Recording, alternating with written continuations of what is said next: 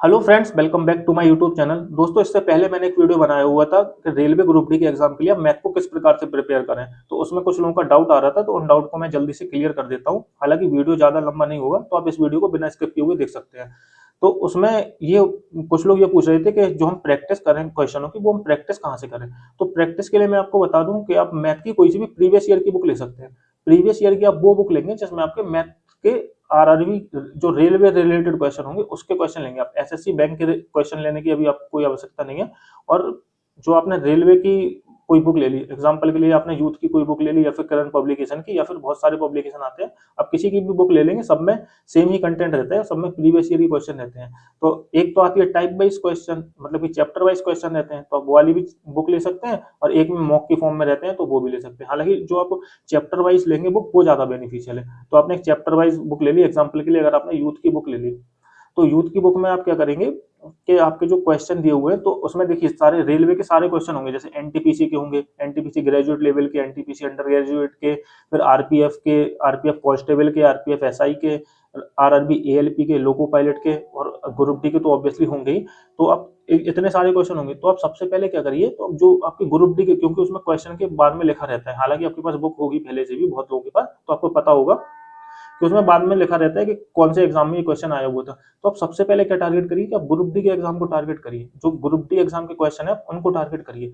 आप अभी सारे क्वेश्चन मत लगाइए। हालांकि आपको बहुत से लोग ऐसे मिलेंगे जो कहते हुए मिलेंगे कि आप एनटीपीसी के भी क्वेश्चन लगाइए, एएलपी के भी क्वेश्चन लगाइए, आरपीएफ एसआई के भी क्वेश्चन लगाइए।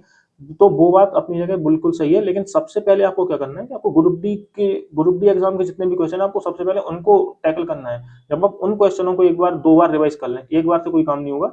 एक बार में तो आप ये देखेंगे कि हाँ, जो जो इजी क्वेश्चन होंगे वो आप फर्स्ट गो में कर लेंगे, और जो थोड़े से टफ होंगे तो उनको आप सर्कल कर देंगे या फिर मार्क कर लेंगे। तो जब आप दो बार पूरा ग्रुप डी के एग्जाम के, जब दो बार आप पूरे क्वेश्चन लगा लें, उसके बाद फिर आप मूव करिए।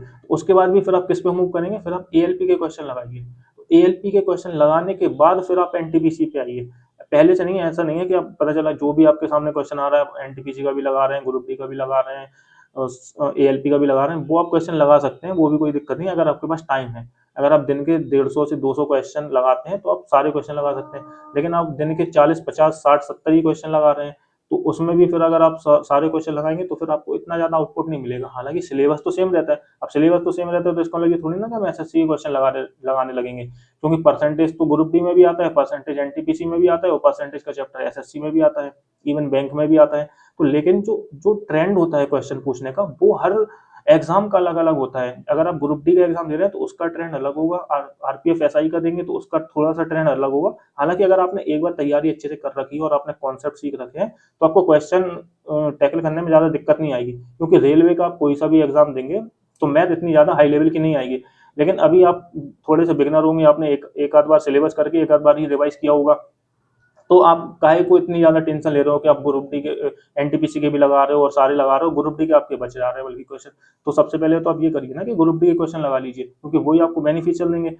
क्योंकि आप ग्रुप डी के अभी एग्जाम की तैयारी कर रहे हो और आप ग्रुप डी के क्वेश्चन ही लगा के आप लगा रहे हो एनटीपीसी के, तो आपको इतना ज्यादा बेनिफिट नहीं मिलेगा। हालांकि बेनिफिट तो आपको मिलेगा, तो क्या फायदा उससे। तो आप सबसे पहले ग्रुप डी एग्जाम के सारे क्वेश्चन को अटेम्प्ट कर लीजिए। उसके बाद फिर आप एएलपी के क्वेश्चन को अटेम्प्ट करिए। फिर आपका जो मन करता है, फिर आप उन क्वेश्चन को अटेम्प्ट कर देते हैं। जो मन करता है इन द सेंस कि रेलवे से रिलेटेड आप क्वेश्चन अटेम्प्ट करिए। अभी भी आप एसएससी बैंक पे मत जाइए, एसएससी पे तो आपको जाना ही नहीं है। आप तो केवल अगर रेलवे के सारे क्वेश्चन लगा देंगे तो भी आपका काम हो जाएगा।